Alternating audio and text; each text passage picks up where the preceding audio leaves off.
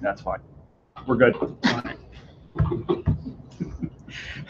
Hello, everyone. Welcome to our December meetup, our winter spectacular. Unfortunately, Greedy could not make it, but he sends his love. So we're going to go right into what's new. Tonight, we're going to talk about the Mojave updates, iOS 12, tvOS, watchOS, the new devices that were released since we were out, Office 2019 updates, some security roundup, items of interest, and some of the conferences that have come and are come and gone and are coming up. So, Mojave.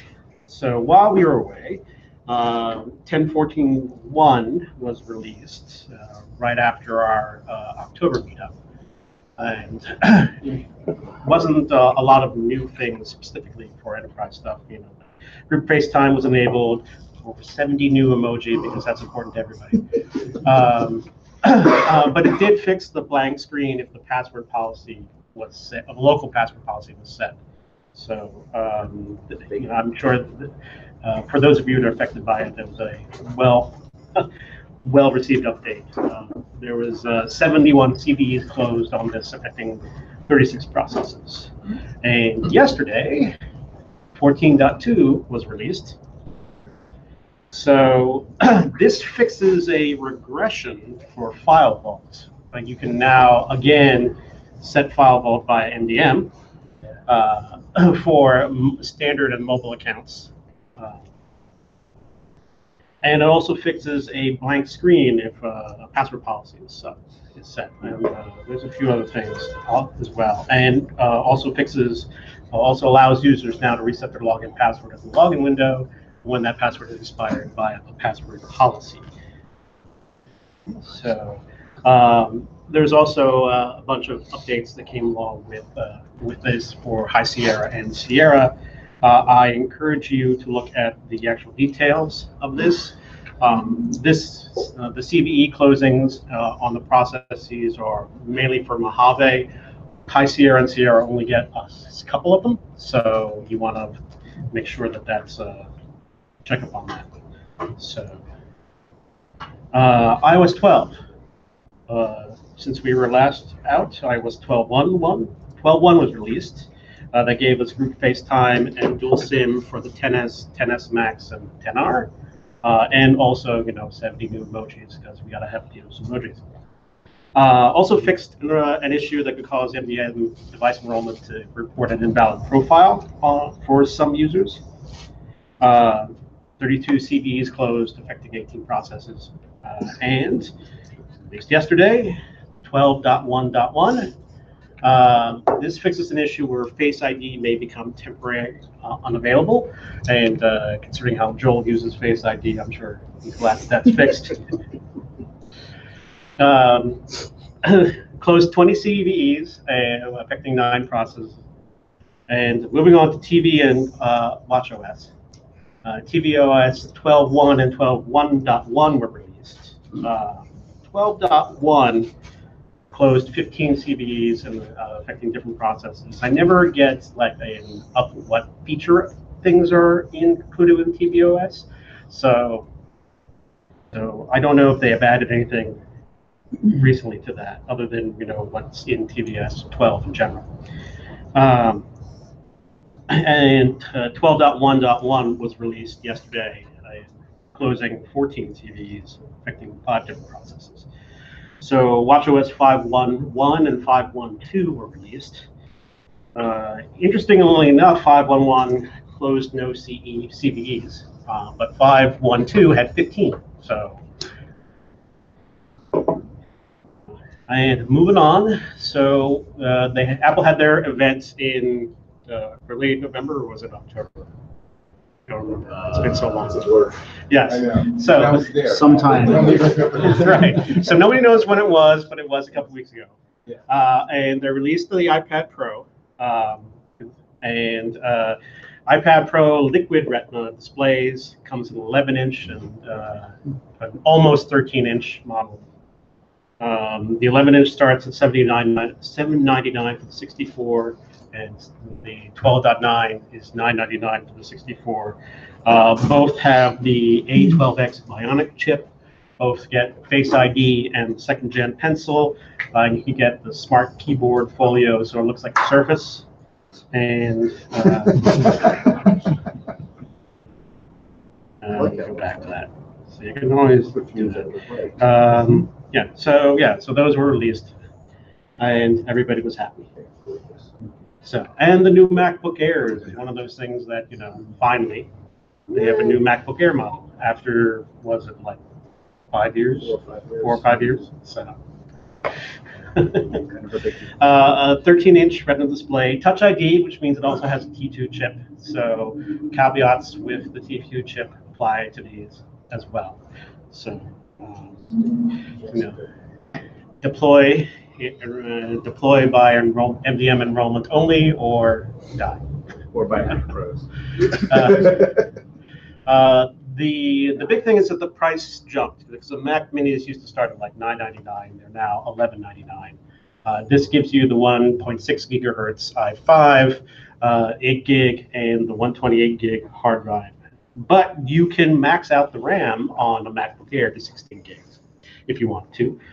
You can also do a 1.5 terabyte SSD if you wanted to, and you can also opt to get the faster 1.8 gigahertz i5. Also comes with 2 Thunderbolt 3 ports and a headphone jack. You don't get the headphone jack in the iPhone, you still get it on the MacBook Air. So. The MacBook Air is less money.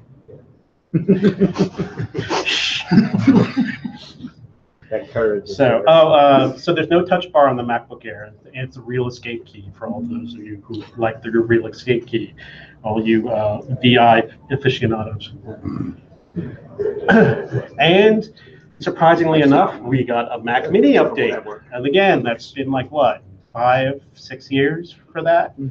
So, and we got it in the new sexy space gray. And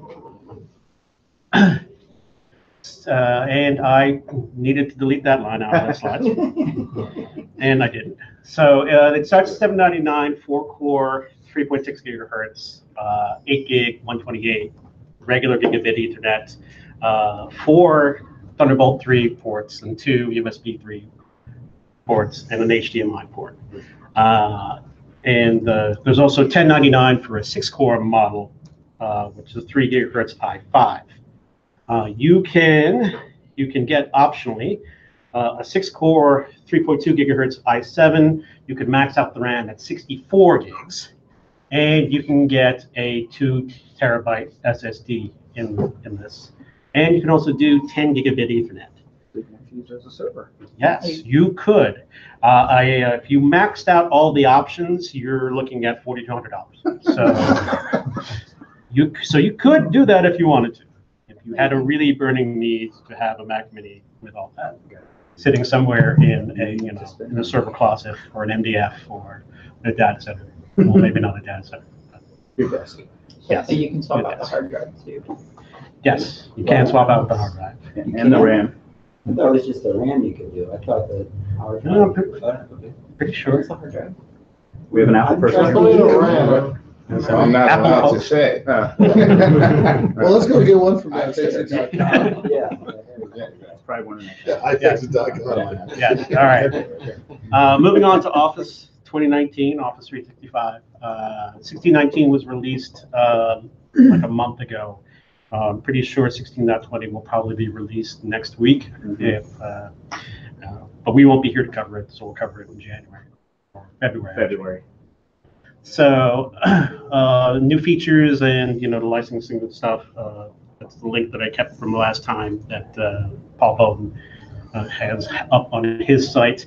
Also, Office 2016 16.4 was released, which is just basically, I think, just security fixes. And again, Office 2016 is EOL in October of 2020. So you probably want to be moving off that sooner rather than later. And a reminder that the minimum requirement for O365 2019 is Sierra. And I haven't heard anything whether they're going to do N-1, but I think they're sticking with N-2, at least for the short term. So. Paul Bowden had a really good Jamf talk. Oh, yeah. At this year's JNUC. It's on YouTube. Yep. Highly recommended it. Going over like the roadmap for it and some extra features coming. Dark mode's coming. Yes. The takeaway is that Office will be at version 16.x for the next 57 years. Yeah, basically. It's going to follow the Windows principle. Yes, yes. So yes, the major version of it will never iterate. So security stuff. There was a severe remote code execution flaw found in XNU, which is like the underlying Mac kernel, that affects both Mac OS and iOS. So basically, by exploiting this RCE, you can reboot a device without user interaction, which is there's the potential for code exploitation, but the researcher who discovered this hadn't actually done a POC for the remote code execution, but there's still potential for that. The upside is that it's been patched for Sierra and higher and on iOS 12. Anything else is out of luck. So if you have Macs in your fleet that are still on El Capitan or earlier, they're affected by this, as well as any devices that are running iOS 11 or earlier. So one thing that comes new with 10.14.2 is that Apple is starting to enforce certificate transparency, which is basically certificate transparency is sort of like an extra check to make sure the certificate is valid by introducing a logging mechanism, and Apple is only enforcing that for certificates issued after October 15th of this year. So if you have certificates that are issued a couple of years ago that are coming up for renewal, they should already have the certificate transparency built in once you renew. But if if you're not using certificate transparency, say for like an internal CA or anything like that, you can use a configuration profile to whitelist those certificates. The good news is that it doesn't have to be, it's not a UAMDM configuration profile. It's just a general configuration profile. So you can just drop it in. Your Macs don't have to be enrolled in an MDM in order to get this profile or the whitelist. So, but that's, check out the link there because it goes into, it gives into the hows and whys, as well as giving you a sample configuration profile to build if you need that. So. So speaking of Apple, they released their white paper on the T2 chip and got into the nitty-gritties. Well, not all the nitty-gritties, but a lot of them. My understanding is that it's a 1.0 version of the document, so they expect to be revising it as they go along. So, so check that out. Our friend Thomas Reed over at Malwarebytes detailed a new flavor of malware that has man-in-the-middle capabilities, which is not very nice. So, and there's also, he also talked about a cryptocurrency app that adds backdoors. I think it's a fairly popular cryptocurrency app that added some backdoors. So details obviously in the links. And there's one thing I didn't make in here because I can't remember. I think it was some recent manufacturer was revealed to have delivered a CA as part of their software, and that could be exploited. It was Sennheiser, that's right. Sennheiser, as part of their audio software, drops a CA, a complete CA, along with it, which you can use to do all sorts of nasty things if you know it's there. So I didn't make the roundup, but I may update. Totally need that for your artists. Yes. Yes. So another example of vendors not knowing how to software. So it's like Superfish all over again. Yes. So while we were away, Jamf Pro 10.8 was released. Details at the link. Also, Monkey 3.5 was released. No major functionality. Pre-caching. Pre-caching, yes. So pre-caching was introduced in this version, so you can get all that.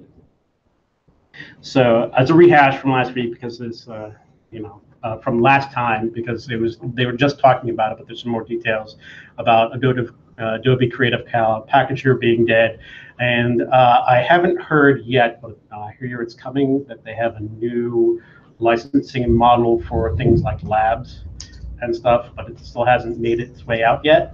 But it's coming, is what I hear. Missed the webinar on that yesterday. She crashed too. Did it crash also? Yeah. We wanted to So- do Flash Player. Conference roundup. As we mentioned, the PSU Mac videos are up.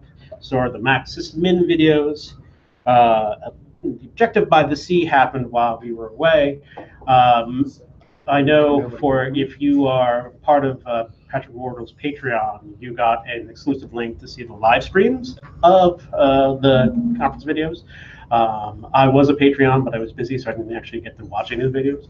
And the videos haven't been posted. I don't know if they're going to be, but the slides are currently available. So you can look at people's slides.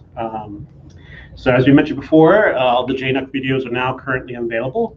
Specifically, John's presentation, there's a link there, and my presentation, there's also a link there. So if you missed them live, you can see them in Memorex. So. Yeah, don't ask me to do it. So we didn't talk about this before in October, but MacTech in LA happened while we were away as well. I think it was November. It's like the middle of November, that week in November. No videos have been posted, but slides are up. And coming soon for all of our fevered dreams and fantasies, MacAduck UK in London is coming in March. So for one of these days when somebody actually has money and can send one of us. So that's pretty much here. So I'm not sure how many people do not know Joel Rennick, but this is Joel Rennick. He's from Jamf, and he's going to talk about some things that he's been working on. Yeah. So yeah. Beautiful. Right? Thank you. Okay. Yeah, definitely. Thanks, sir. We'll just, Stuff that only was shown yesterday, so it's still very fresh. Some people didn't see it. Some people didn't see it. Some people did. Yeah, they mentioned when I was in New York yesterday that every time I've been to the user group up there, I was working for a different company, which is true and slightly embarrassing. All right, beautiful, mirrored. So I go to here, make this full screen. All right, so this is the Mac Mini booting up in a VM. Everybody knows how to do this, right? Get DEP in a VM. You've had those sessions, good. There's some confusion. People thought I was doing magic yesterday. It's not the case. It's a serial number in VMware. It's really easy. we know those New York guys. Yeah. Oh, we're still on camera. All right. Nobody from New York's watching. No one from New York, so they wouldn't watch the Philly. They don't like us. No one likes us. We don't. So this is, right, we started with Nomad, No More AD, did the Active Directory LDAP stuff. Then we started doing Okta. This is going to be Azure. Ooh. Yeah. And then some stuff that we'll be bringing to all the other pieces, because now that we're kind of into this, it's kind of fun to do some of these SAML and OpenID Connect setups. So we're going to do some really kind of cool things with manipulating who's an admin and who's not an admin based upon a variety of external things that may or may not make any difference. Good stuff. All right, so we're just booting now. I just have to make small talk. How about them Yankees? No. Oh, no. How about them Phillies? Gritty? No. Gritty. Yeah, Gritty Suppliers. Okay, but at least Right City. Right, Sid? Right City. All right, so that's good.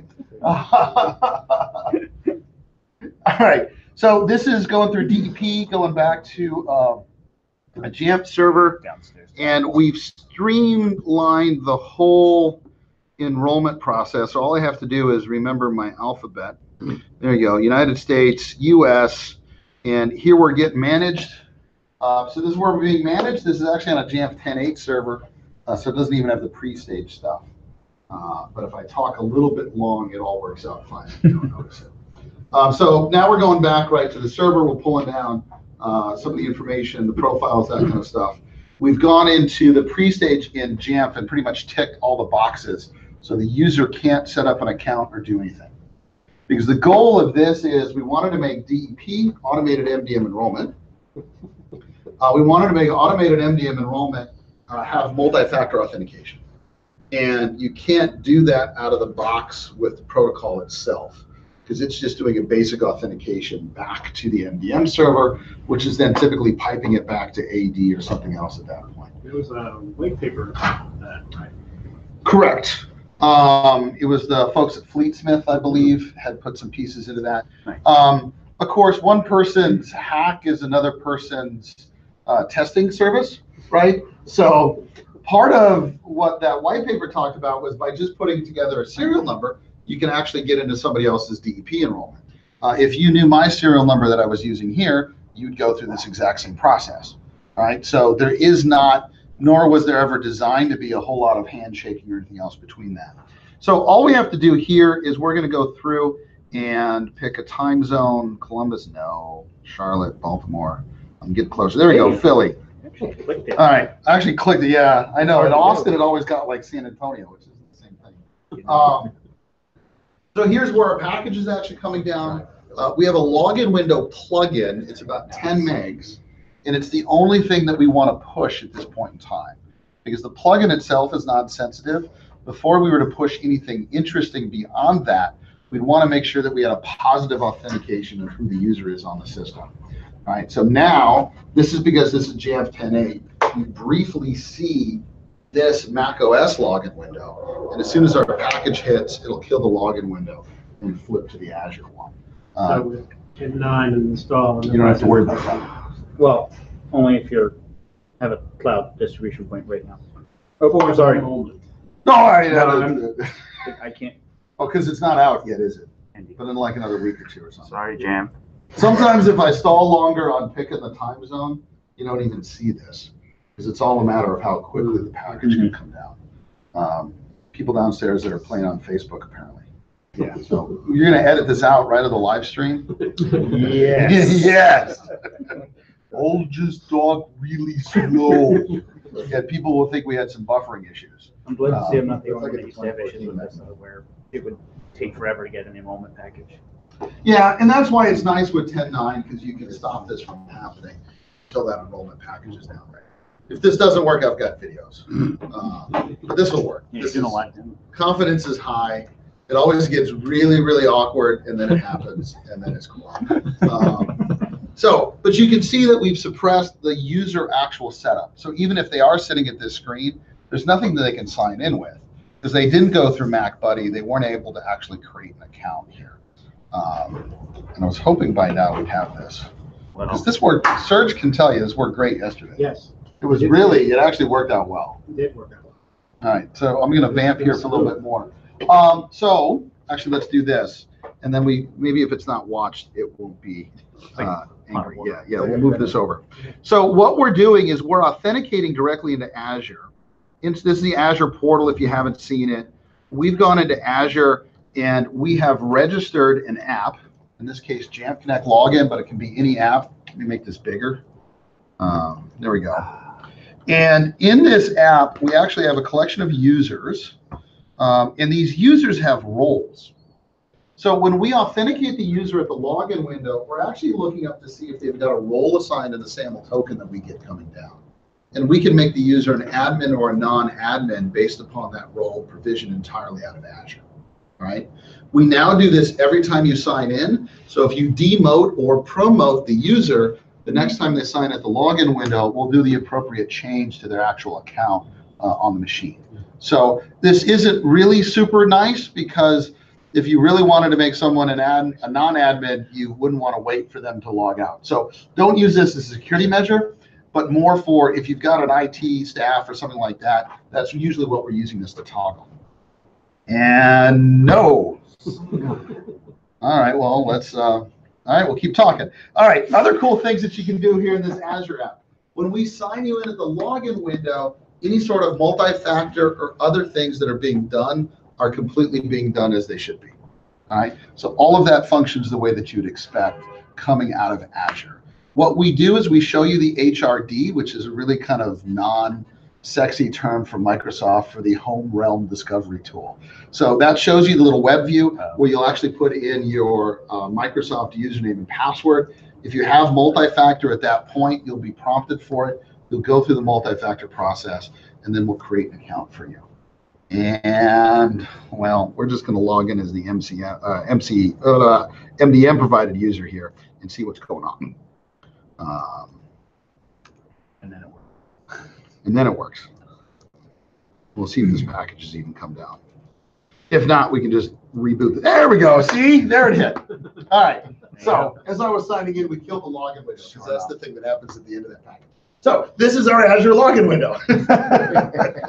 Nice. So this is the HRD, which is the home realm discovery. So this is going straight back to Azure, and I can authenticate in this to the application that's in my tenant. Right? We're not looking, at least right now, to have a multi-tenant app. So this is something that you create specifically in your tenant, and then only people from your domain will be able to sign in. Azure now has some guest user kind of options. So you could invite people to be in here, but that's between you and Azure. I don't really care. I just go against that application. All right, so now I'm in here, and I'm going to do my acmesoft.co. So that's my username. I'm now getting authenticated. This is the Microsoft passwordless authentication. I maybe I shouldn't show that. No, it's fine. You get a number on the screen. You get 3 numbers on your phone. You have to pick the one that matches, and then you gaze longingly at your phone for Face ID to work, and then you're authenticated. Ooh. I was working on a good face. So we've got 2 workflows at this point. We've just authenticated you to Azure. We have a SAML token for you right now. All right, 2 workflows that you can set administratively. Microsoft was interested in having us do a more Windows 10 kind of workflow where you create a personal PIN code for the actual local machine. So in this case, I can create a password that is not the same as Azure. You can give us password policies, things like that. This is going to be the local password for your Mac. All right. We also have a workflow where we ask for your password again. We validate it against Azure, and then your local password becomes your Azure password. Right? So we've got 2 kind of flows going through here. Right. So I'm going to go in and just create a Jamf account. And this logo up there is completely configurable through a configuration profile. It even takes animated GIFs. Not proud of that, but it's there. So if you want a little animation in this, you can have that just fine. So I'm now going to create a local account. So this is creating a local user on the system, admin or non-admin, based upon the role that I assigned it in Azure. And you're a local account. So pretty soon you're going to see the whole account setup piece here. There we go, setting up your new Mac for you, and then away you go. So we're using this to allow for multi-factor authentication at the login window. We have some accounts that will just use this for DEP enrollments, and then nothing else after that. In fact, you could actually revert back to the standard macOS login window. We have a tool called Auth Changer that you can just use through a script or something else like that and revert back to the standard login.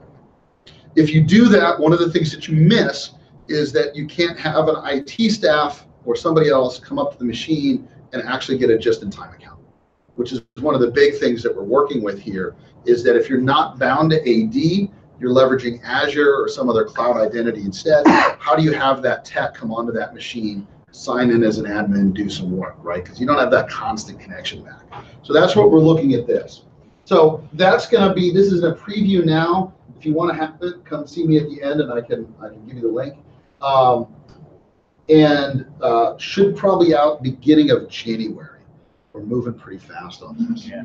A couple of things that we've added though. So if I go to System Preferences here and I go to Users and Groups, you can see I'm a standard user. We pull the username out from the token we get from Azure, so we make sure it looks all pretty and nice. We then, and I can use an app you probably haven't seen in a while, Directory Utility. Everybody chuckles when I do that. And if I look at my user account here, I actually have an Azure user attribute that I've stamped the account with. So this is your UPN out of Azure, so that if you ever need to glue it back together with a script as to who came from where or whatever this user was, we've got that. I also have a network sign-in. Every time you sign into Azure to sign into this account at the login window, I will update this to the current time. All right. At a future version, what we will do is you can limit who can sign in if they haven't signed into Azure in a specific period of time. All right. Right now, with what we have today, this creates a local account. If you were to unplug from the network, go to the train, go to the plane, try to sign in, you would sign in as that local account.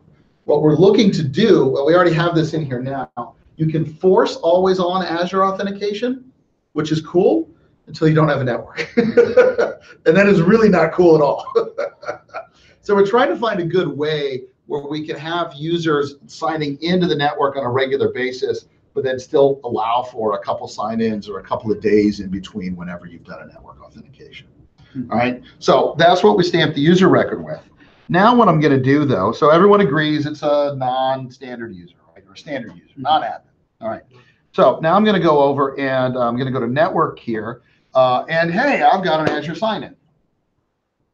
So instead of actually going to a local username and password for admin actions, we can hook everything that's behind a lock up to an actual authentication back to Azure. All right. So now I'm going to come in here and I'm going to sign in Joel at acmesoft.co.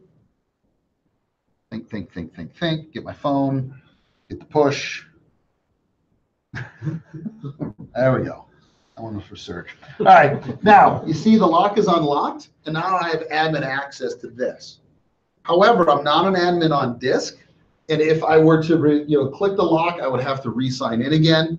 Right now, we're caching these tokens in the keychain. If I go to keychain access, you can see this.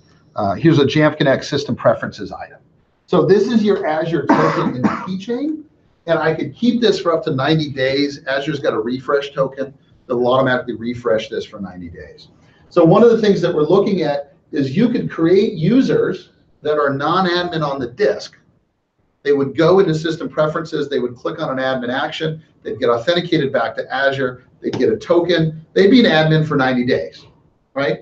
You're not really concerned about that. What you like is the fact that if the machine was ever compromised, they'd be a non-admin. Their normal account is unable to get into the system folder and things like that. Also, every time you click on one of those locks, even if we're using the token to authenticate you and the user interaction isn't even there, you still get a log in Azure as to what happened. That this user authenticated on this machine at this time from this IP address. Right? The next step that we're looking at doing, since we have a SAML token for the user, is Azure has an Azure Monitor, part of the OMS suite. The names are bad.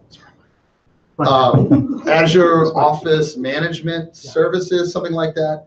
So what we'd like to start doing is do a RESTful JSON post of exactly what's going on using the SAML token of the user that's doing it back to a logging endpoint. And now you've got some nice non-repudiation because I've got your token, so that meant you've authenticated very recently, and then I can actually put back what's actually in there. Question so far? Can you remotely revoke the token? Yes, because every time we do an action, we're using that token, we're going against Azure. If you're offline, you won't be an admin. If you revoke the token in Azure, remove the user from Azure, that token then becomes useless. We're looking at how to balance this with an offline authentication, where you'd maybe have a button that says, sign in as secret user or something else like that, so you'd be able to do that. On the other hand, probably the first thing that you do if a machine is so broken it's offline is to get it back online. And then from then on, you're back to network authentication. All right. Or if a machine is so broken it can't get online, you probably just wipe the machine. So that's where we're kind of trying to strike a good balance for what's a good way of doing this. Oh, wait. There's more. What we were really excited about is if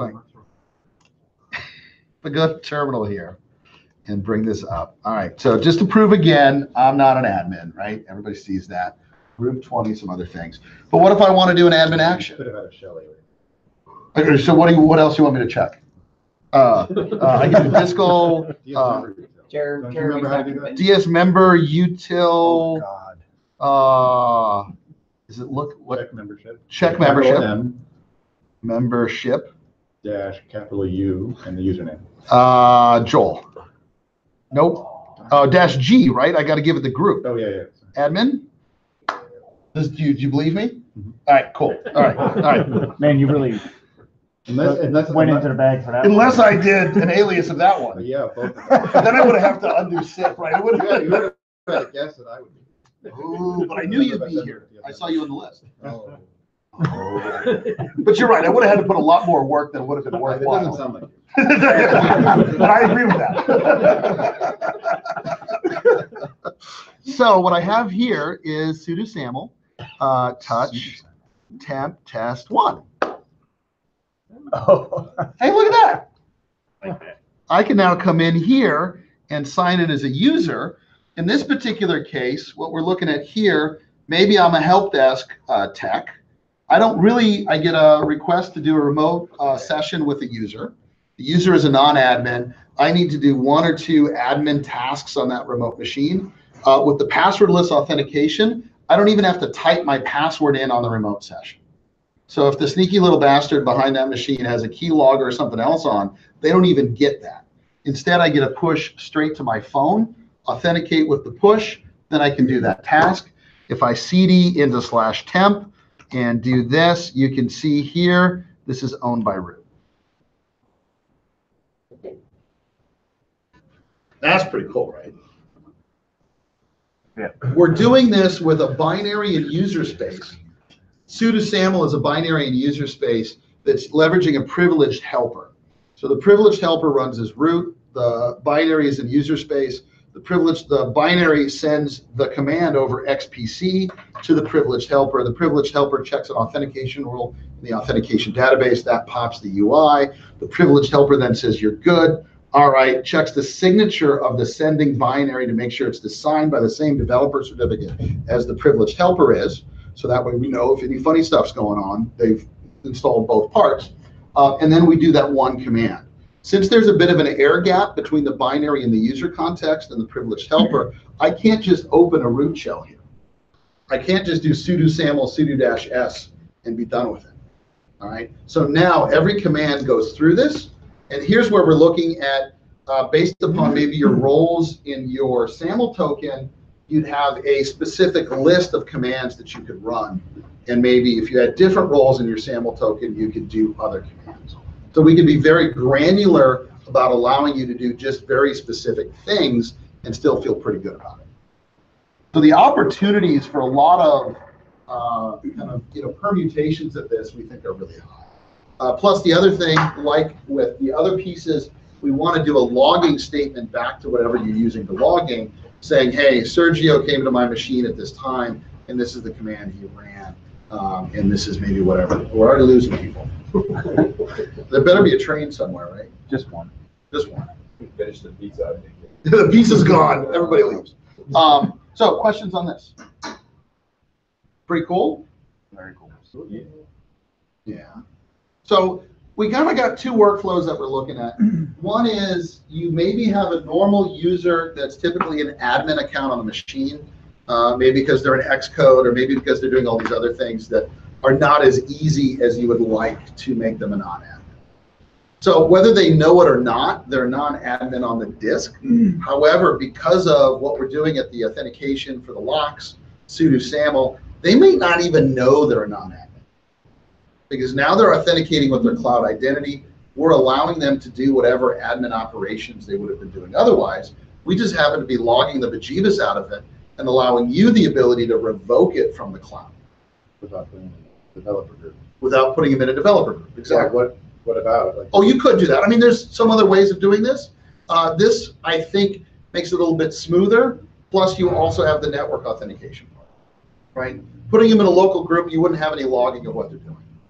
You know, there are some clever ways of, SAP's got a really beautiful app, permissions, preferences, privileges, something like that. But it just bounces you in and out of the admin group.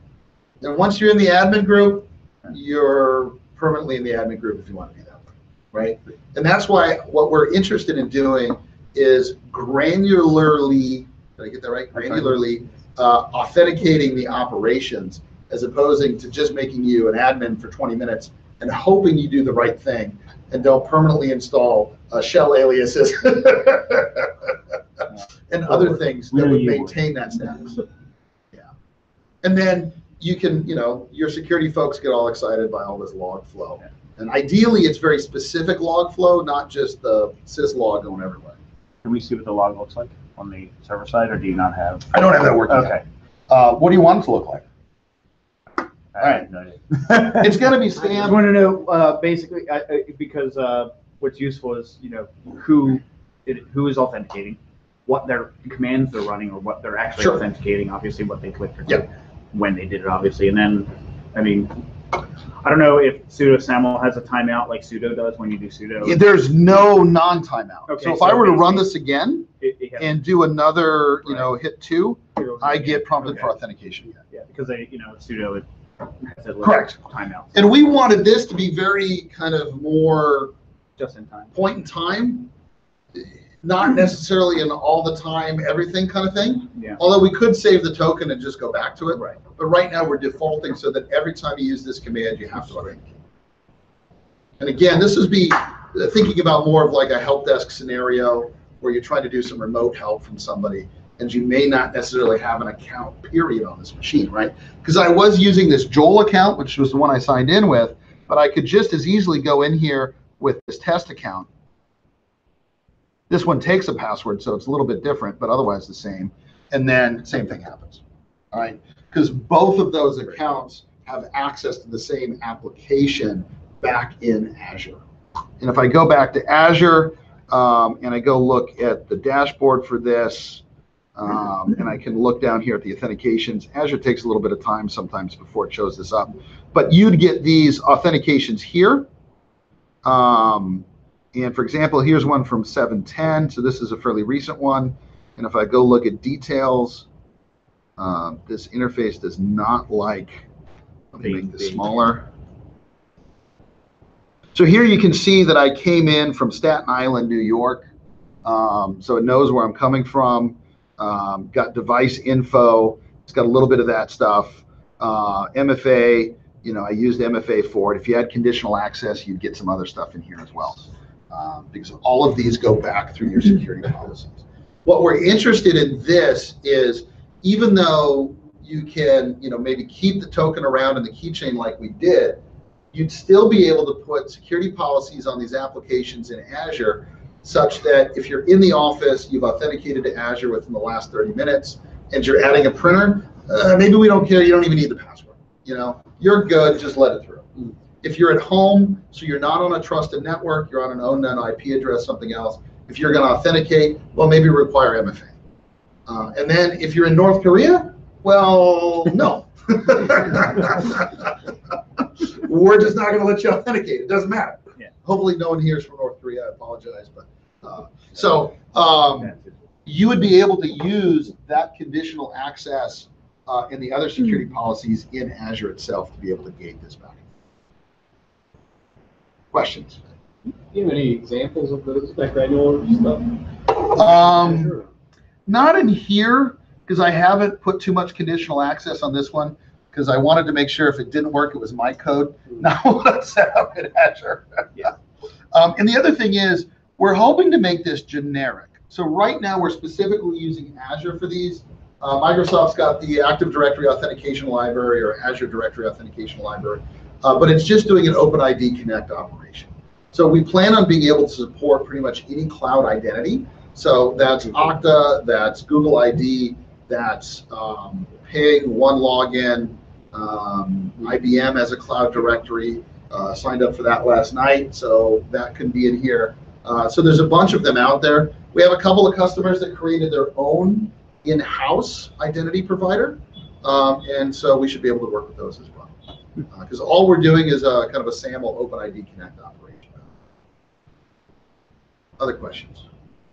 How does this work with Firewall? So with FileVault, and as we mentioned earlier, 10.14.2 brings some great big changes to FileVault.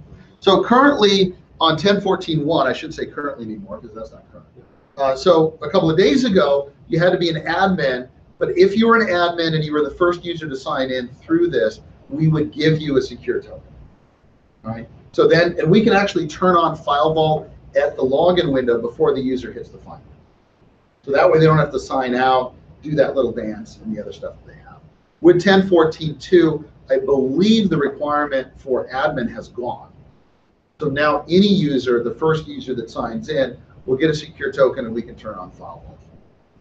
What we are looking at doing, and we've gone back and forth on this a little bit, what we are looking at doing is, if you ask us to, at the login window, when we enable File Vault, the recovery key comes out. We'll put that recovery key in the system keychain. When another user signs in, we'll use the recovery key in the system keychain to feed that and the new user into FDE setup and add that new user to File Vault without an admin having to come down and type it. So we are looking at some clever things like that.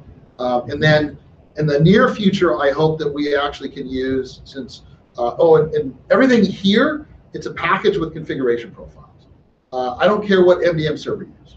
I don't even care if you use MDM. So Jamf Connect piece, what we're showing you here, is in no way tied into a Jamf Pro server. I would certainly appreciate if you used everything, but I get it's a big one. All right. So if you're using Monkey, if you're using Simple MDM, if you're using AirWatch, if you're using one of these other tools, everything you need just pushes a package. If it pushes a package, you can deploy this. The configuration is configuration profiles. Ideally, you do that through MDM, but you don't even have to do that. If you wanted to sneaker net around a USB stick with all this stuff, it would work. Right? The connection between the client and Azure is direct. We don't go anywhere else. None of the information flows through the MDM service. Right? So when that web view pops up, that is a web page going directly back to the Microsoft Azure login. Right? So if you're concerned about PII, HMI, no, what's the health? HIPAA, GDPR, any of those things, whatever you've already signed is whatever you've already signed. Because we're not collecting any of that, we're not distributing any of it. The most we get is an ID token that stays on the local machine so we can get their username, perhaps email address. Right. So from a security perspective, this makes it a lot easier to have those conversations with your security teams because there's nowhere else that this is routing. Again, straight from the client back to Azure or whatever cloud provider you're using. Other piece about this is, since you're probably going against a cloud that's public, you don't have to worry about that on domain, off domains, fire up the VPN, not the VPN, right? Because you should have a publicly accessible endpoint in Azure. But if you did want to go and fire up a VPN, is all the traffic going through a specific application ID, so it'd be eligible for app VPN? Quite possibly. I haven't looked at that, but in this particular case, it's being all called by the security agent.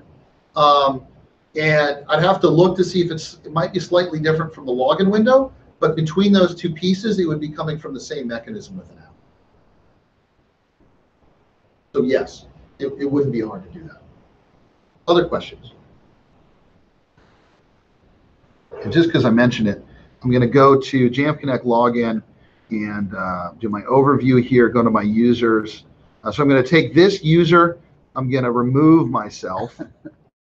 Then I'm going to add myself back in, except instead of a non-admin this time, select, I'm going to pick a role. The roles can be done via groups or in the manifest of the app itself. I'm using it in the manifest.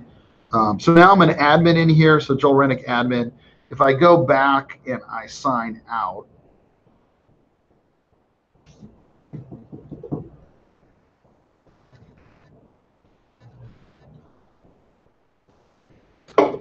click on here, and this is going to do a push to my phone. Approve. There we go. So that gets me in. Now, I still need to put in a password because the Mac needs a password. All right. Passwordless is cool, but the Mac needs a password. Otherwise, we haven't made magic there. Although we are looking around at allowing YubiKeys for offline access. So that way you'd have multi-factor for offline access. In this particular case, I revalidated the password against Azure. And now, since I am in that admin, if I do an ID here, there I am in the admin group now. So I'm in group A. All right, so this is all triggered. We didn't want to do it while the user was still logged in because that's a little weird. All right, But as you're logging in and logging out, we can now manage whether you're an admin or not in there. And if we go back to directory utility, and I look at my user record, and I go in here, 0233 is the time off on here. All right, I don't have to look at this. We should be updating this, but it is UTC, but it's not within 20 minutes. So I was hoping I'd fix that, but maybe I haven't. So we'll fix that before we ship, so that you'll always have the latest network sign-in from that login there. And then now that I can do, so now I can do a sudo the old-fashioned way. And if I do an auth changer -print, we've got a new version of this that kind of pretties it up a little bit. But this is the actual authentication path that we're using. So this is all of our Nomad login, Jamf Connect login. We haven't rebranded everything yet. Mechanisms. We're checking Azure. We can still demobilize. We've got the demobilize mechanism. That's in the open source Nomad login AD. So if you were a mobile account, we would remove the mobile attributes from you as you sign in. We still keep most of the Apple pieces in here. So this is where Apple is actually authenticating you. And again, it's important to note, we don't actually authenticate you to the system. We just collect a password at that UI and then hand it off to the system to say yes or no on this user. All right. If the user doesn't exist, we create the user, that create user mechanism. If the user does exist, we skip that mechanism and just hand off the username and password. And then down here towards the end, this is where we have the enable FDE. This is where we can turn on File Vault. And then we've got a keychain add mechanism. So if you're using Nomad, Jamf Connect Sync, some of these other tools, we can actually add your account password into the keychain so that that app can pick it up. Some other cool things that we're looking at here, since when you sign in at the login window, it's a SAML sign-in. We want to use that token and do some fun stuff with it. Right now, if you're using Jamf and a cloud distribution point, there's a shared secret or something that the client is using to authenticate to that cloud distribution point. But I believe it is, it's at least maybe if it's not specific to the machine, it's maybe specific to your JSS, but there is some reuse of that authentication mechanism. What we'd like to do is start pulling down packages with your user token. So when you put up your distribution points, regardless of MDM provider, across the world, you could have them as Azure distribution points with Azure authentication. The user signs in before they get to the Finder. We're going to use their token with a root process to download whatever packages, updates you want, install them on the local machine, and then hand the user over to the Finder. So we're looking at some really cool ways of doing that. We'd also like to do stuff with your token, like get some of the long-term tokens. If you're using Slack, for example, we should be able to take your SAML token from the login window, go bounce that off Slack, get the long-term token that ends up in your keychain, so that by the time you get to the Finder, Slack's already logged in. So some of the stuff that we're looking at. Cool? Very cool. Very cool.